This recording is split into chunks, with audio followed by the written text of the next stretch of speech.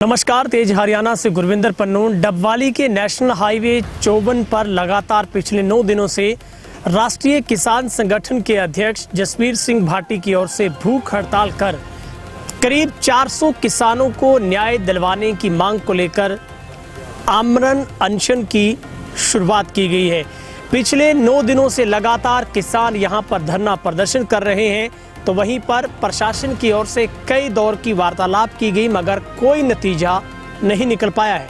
चूंकि किसानों की मांग है कि सशर्त उनकी तमाम मांगों को यहीं पर बैठकर प्रशासन मांग उनकी को पूरी करे, तभी इस आमरण अनशन की भी समाप्ति हो जाएगी। जहां पर 68 वर्ष की हृदय रोगी के जो किसान नेता राष्ट्रीय किसान संगठन के अध्यक्ष जसवीर सिंह भाटी इतनी उम्र में भी किसानों को न्याय दिलवाने के लिए वो लगातार भूख हड़ताल पर है। हम आपको सबसे पहले तस्वीर दिखाते हैं। यहीं वो नेशनल हाईवे चौटाला हाईवे के साथ वीआरसी जो कंपनी का जो प्लांट है उसके एक गेट को बंद कर यहाँ पर प्रदर्शन की शुरुआत की गई है और भूख हड़ताल के साथ यहाँ पर पिछले 9 दिनों से लगातार जद्दोजहद कर रहे भाटी अपनी उन तमाम मांगों से पीछे नहीं हटे हैं। हालांकि इससे पहले कई दौर की वार्तालाप हुई, मगर उन्होंने साफ रुख अख्तियार किया कि जब तक उन मांगों पर सरकार प्रशासन मोहर नहीं लगाता तब तक वो अपनी भूख हड़ताल को ख़त्म नहीं करेंगे। ऐसी कौन सी मुख्य मांगे हैं जिनको लेकर जसवीर सिंह भाटी की ओर से ये धरने प्रदर्शन की शुरुआत की गई है? आपको बता दें कि जसवीर सिंह भाटी राष्ट्रीय किसान संगठन के अध्यक्ष हैं और लंबे वक्त से उनको ऐसे धरनों प्रदर्शन लगाने के लिए माना जाता है जिनका हमेशा जो सलीका जो एक व्यवहार है वो बेहद मिठास वाला और नमस्कार के आगे भाटी साहब खड़े हैं। भूख पीछे हो गई है, लगातार वो बिना कुछ खाए पिए किसानों की उस लड़ाई को लड़ने का काम कर रहे हैं।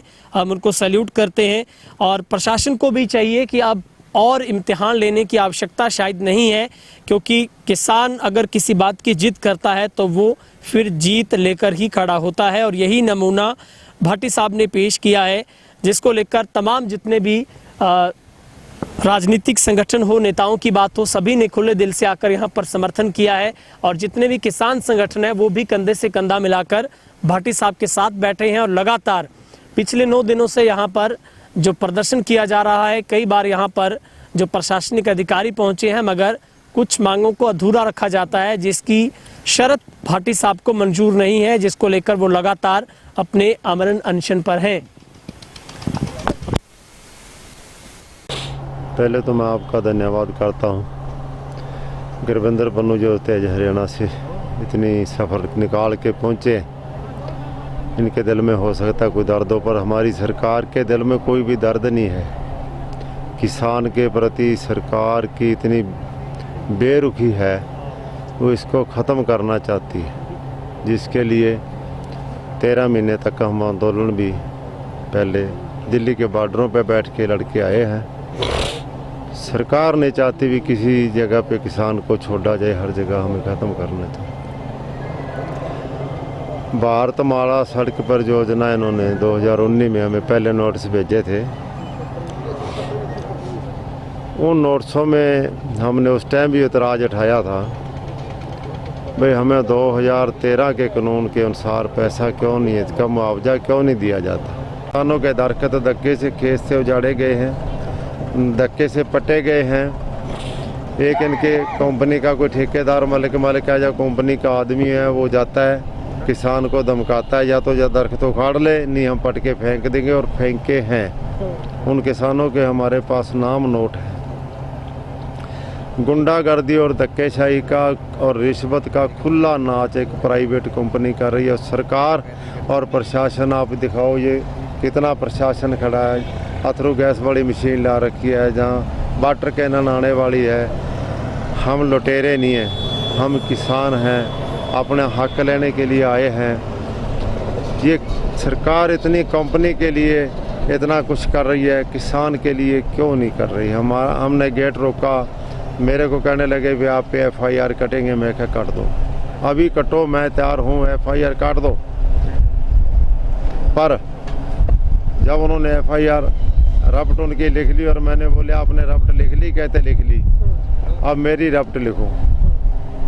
आप क्या लिखाओगे? मेरे खेतों के रास्ते, मेरी किसानों के खेतों के रास्ते बंद कर रहे हैं। इन सभी रास्तों को चलाने के लिए मेरी रफ्ट लिखो, मेरे रास्ते बंद हो रहे हैं। तो ये थोड़े नरम पड़े, पता नहीं वो रफ्ट लिखी या ना लिखी। अगर नहीं लिखी तो कहते भी तेरी भी लिख लेते, तो लिख के दे। इनकी आपके कागज़ों पे लिखी और मेरी रफ्ट भी जवानी आपके कागज़ों पे लिखो। ये हमारी बहस होती रही। किसी भी रास्ते पे पुल नहीं बन रहा सही। काला वाली रोड का पुल देखो, डायरेक्शन रोड की ओर है, पुल की ओर है। इसके बाद आप जोगे वाला रोड पे जाओ, तख्त दमदमा साहब रामा मंडी को तो वो जोड़ती सड़क है और काला वाली को जोड़ती सड़क है और सैकड़े गांव को जोड़ती। उसमें ये वन वे है, एक व्हीकल टपता है, दूसरा व्हीकल आगे से नहीं निकल सकता।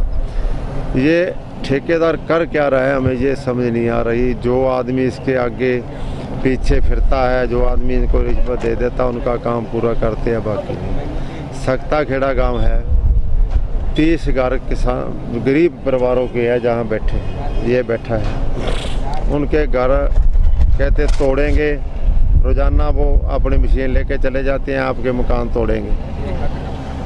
ये उनकी ज़मीन के भूमि के पैसे नहीं दिए गए, मकान तोड़ने के लिए तैयार हो, हमने सड़क बनानी है, भूमि के पैसे आप ऑर्बिटेशन में जाओ आपको मिल जाएंगे। 5 साल ऑर्बिटेशन में जाएंगे, 1.5 लाख रुपया आपने घरों की कीमत पाई है।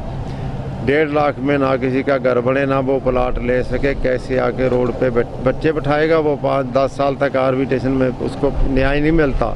न्यायपालिका 20-20 साल तक चली जाती है। इसी तरह आशा खेड़ा गाँव के बस स्टैंड पे एक लड़की है, उसकी माता है, उसका भाई छोटा सभी नाबालिग हैं।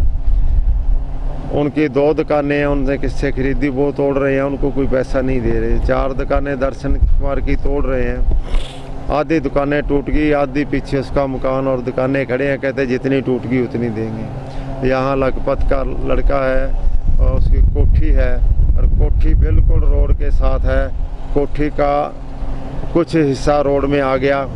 अब कहते हैं भी जितना हिस्सा आ गया हम उतना ही मुआवजा देंगे, उसके ज़्यादा नहीं देंगे, बाकी कोठी अपनी रख लो।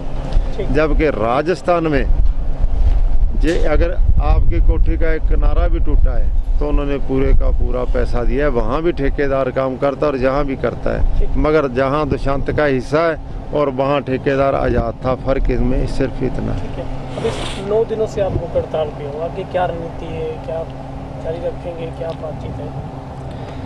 मैं 9 दिनों से भूख हड़ताल पे हूँ, आमरण अनशन पे हूँ। मैंने लोगों से अपील की है, आपने दबना नहीं, अपने हक ले बिना उठना नहीं। मेरे को 75 दिन तक तो कुछ होता नहीं, मेरी गारंटी है। उसके बाद अगर कुछ होगा तो आप संभाल लेना। और 75 दिन ये सरकार अपने सामने अड़ नहीं सकेगी। एक हो जाओ, आपकी एक एक मांग मनवा के फिर उठूँगा। और कल हमने 5वीं मीटिंग प्रशासन से की। मीटिंग करने के बाद फैसला लिया 8 सितंबर को यहाँ महापंचायत रखी है। महापंचायत जो फैसला करेगी वही फैसला आगे चलेगा और महापंचायत किसान के हक का फैसला करेगी। किसानों की महापंचायत होगी, उसमें कितने नेता यहाँ रुकते हैं और कितना बड़ा आंदोलन ये बनता है वो महापंचायत में हमारा 8 तारीख को पक्का फैसला हो जाएगा। मगर मेरी तरफ से किसानों को मैं विश्वास दिलाता हूँ, वो ये ना सोचे भी मैं उठ खड़ा हो जाऊँगा, मैं दब जाऊँगा, मेरे को कोई भूख प्यास तरसा जाएगी या मेरे को सरकार दबा लेगी। ये नहीं हो पाएगा। ये सरकार सोच ले। संयुक्त किसान मोर्चा किसानों के साथ खड़ा है और संयुक्त किसान मोर्चे का मैं एक मेंबर होते हुए विश्वास दिलाना चाहता हूँ कि आखिरी श्वास तक किसानों की लड़ाई लड़ूंगा।